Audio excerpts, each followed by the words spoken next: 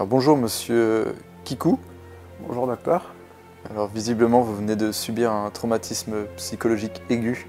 Oui. Et vous avez décidé de venir me voir, donc parlez-en moi, qu'est-ce qui se passe? En fait, récemment j'ai lu du Marvel, une saga de plusieurs centaines de pages et j'ai pas détesté en fait, et ça remet beaucoup de convictions personnelles en doute, parce que je pensais qu'il y avait que DC dans la vie et je comprends pas trop ce qui m'arrive et ce que je ressens.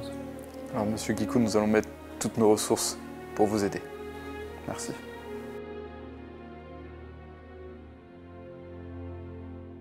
Bonjour à tous et bienvenue sur comicsblog.fr. Après cette intro incroyable, nous allons donc commencer un nouveau format de vidéo. Comme vous le savez, Arnaud vient de DC Planet et son fonds de commerce, ce sont les héros DC Comics donc. Et tu as lu très peu de titres Marvel au final. Tout à fait. Et du coup, on a décidé en fait de profiter de ton arrivée chez nous pour te faire lire des titres Marvel. Et du coup, on va faire des petites vidéos pour savoir ce que tu en as pensé et avoir ton recul, parce que c'est vrai qu'avec...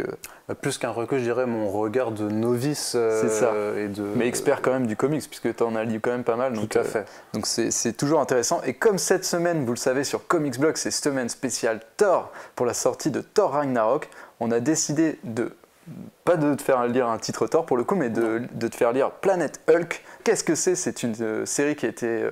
c'est un arc qui a été publié dans Incredible Hulk entre avril 2006 et juin 2007, qui s'est étendu du coup sur plus d'une année en fait, qui a été écrit par Greg Pak, qui était dessiné par Carlo Paculagan et Andrés Lopresti.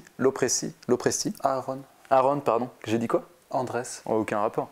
Aaron Lopresti, et du coup qui est une histoire qui envoie en fait Hulk qui est exilé de la Terre et qui est envoyé du coup dans l'espace, et il atterrit sur la planète Sakaar où il va décider où malgré lui en fait il va devenir un gladiateur, et il va un peu gravir les échelons de cette planète pour finalement devenir le King, j'ai envie de dire.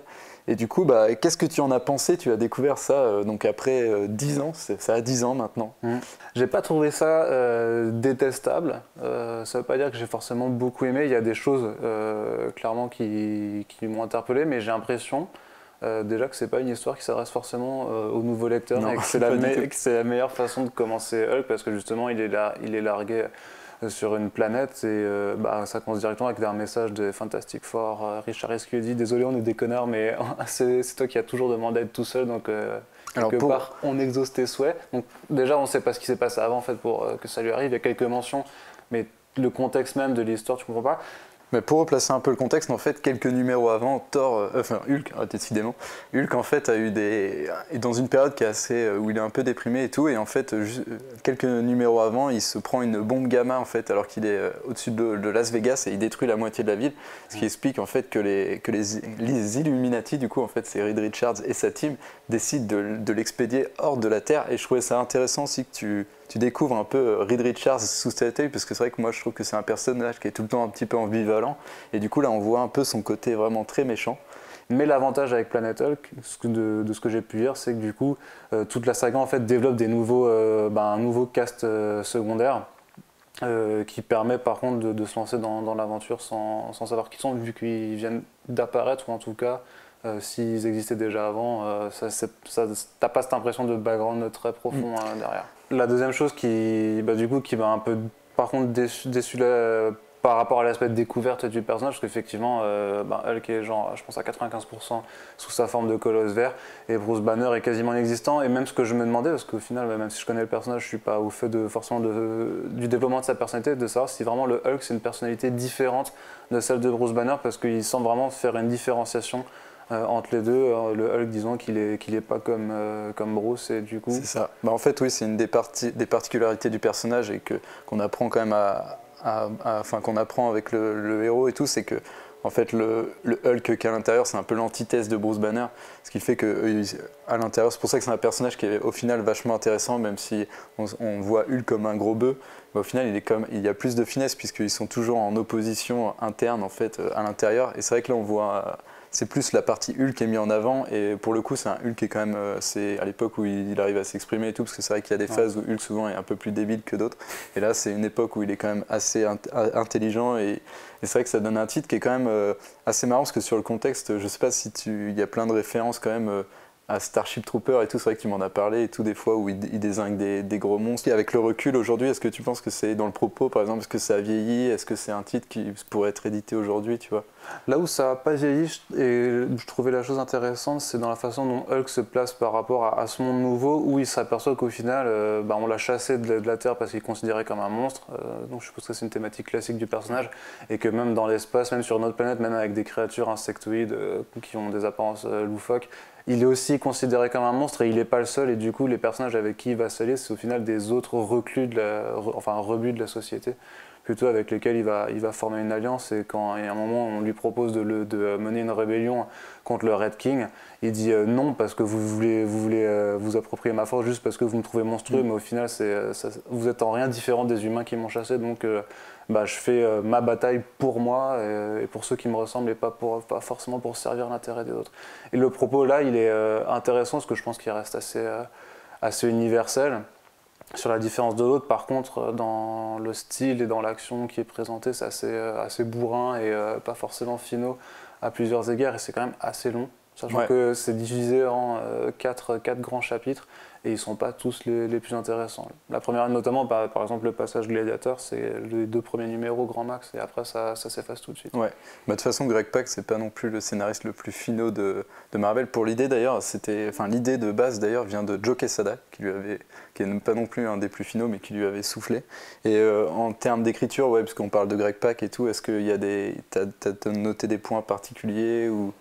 J'ai bien aimé 2 aspects vraiment qui m'ont marqué. D'une part, c'est le personnage secondaire de Mick. C'est une petite créature insectoïde en fait, qui a limite plus de développement de personnage que Hulk par exemple, et qui devient presque en fait le Scatterson, parce qu'il y a une sorte de prophétie avec Hulk qui serait l'élu pour sauver la planète, et que ça pourrait être en fait Mick.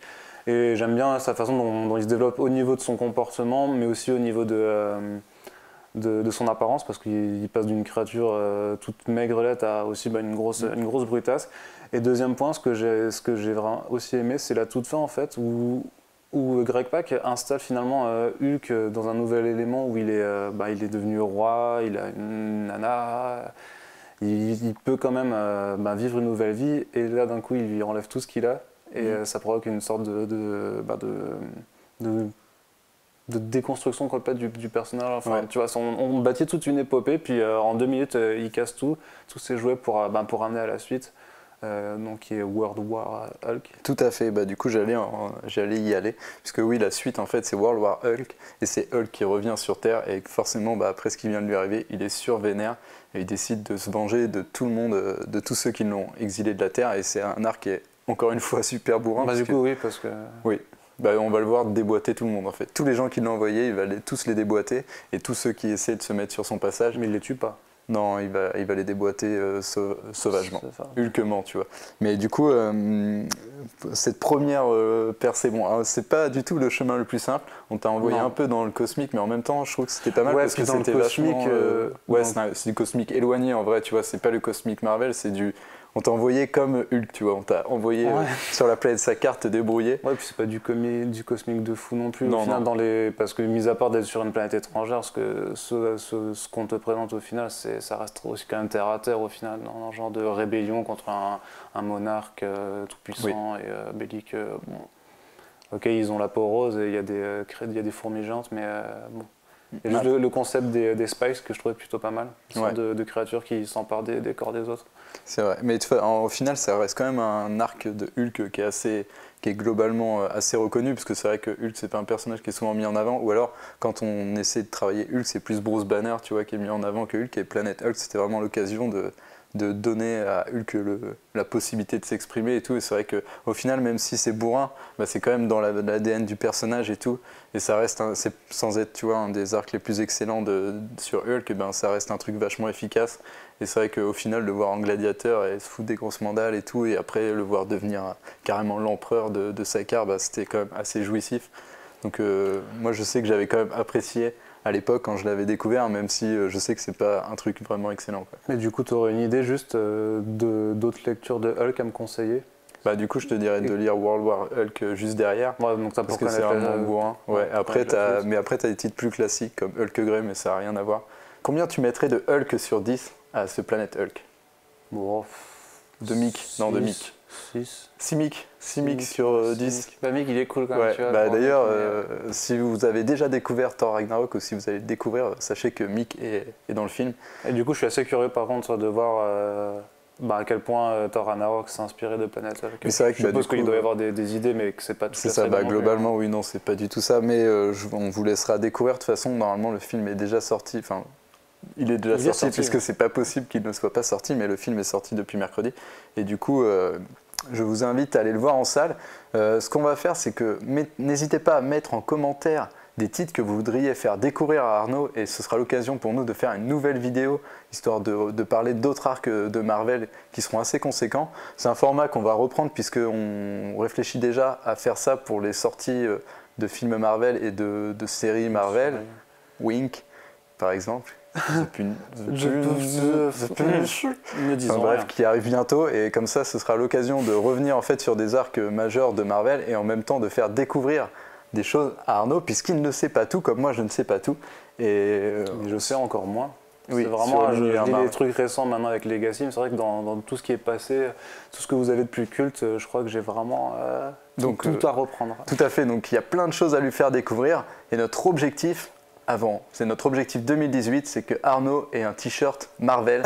Donc avec nous, enfin avec moi, j'espère que vous allez y arriver, qu'on en va y arriver. Il faut que vous militiez avec le hashtag Arnaud Kikou t-shirt Marvel sur Twitter. Et sur ce, on vous fait de gros bisous.